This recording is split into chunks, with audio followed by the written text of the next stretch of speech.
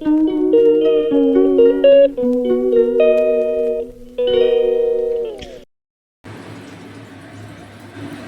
দুপুর, সবাইকে শুভেচ্ছা। আজকে আরেকটা রান্না দেখাবো। এরকম শাটিন মাছ। আমি প্রথমে শাটিন মাছকে ভেজে নিয়েছি। শাটিন মাছের সর্ষে পোস্ত।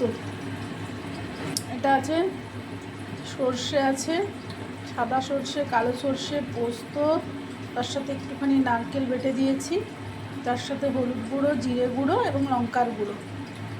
এই হচ্ছে আজকে শাটিন মাছের মশলা।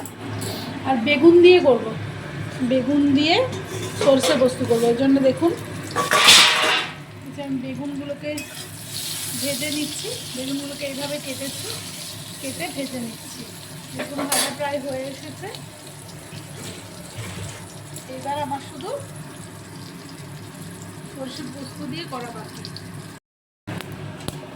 একটুখানি 5 ফোড়ন দিলাম। আর আমি এই মশলাটার সাথে একটুখানি টক দই সামান্য দিয়ে দিয়েছি। আর রসুন কুচি দেবো একটুখানি, অল্প একটু রসুন কুচি। রসুনটা দিলে বেশ গন্ধটা মাছের ভালো।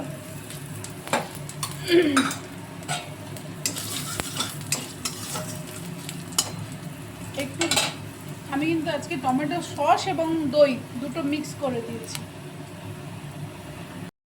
সুন্দর সেন্ট বেরিয়েছে শাটিন মাছের সর্ষে পোস্ত। আর আমি ধনেপাতা ছড়িয়ে দিয়েছি, কাঁচা লঙ্কাগুলোকে ভেঙে দিয়ে দিয়েছি। কাঁচা লঙ্কা এই কারণে ভেঙে দিয়েছি কারণ আমাদের অনেকে ঝাল খেতে পারে না, সেই জন্য কাঁচা লঙ্কাগুলো ভেঙে দিয়েছি। চিড়ে দিলে একটু ঝাল হয়ে যেতে পারে।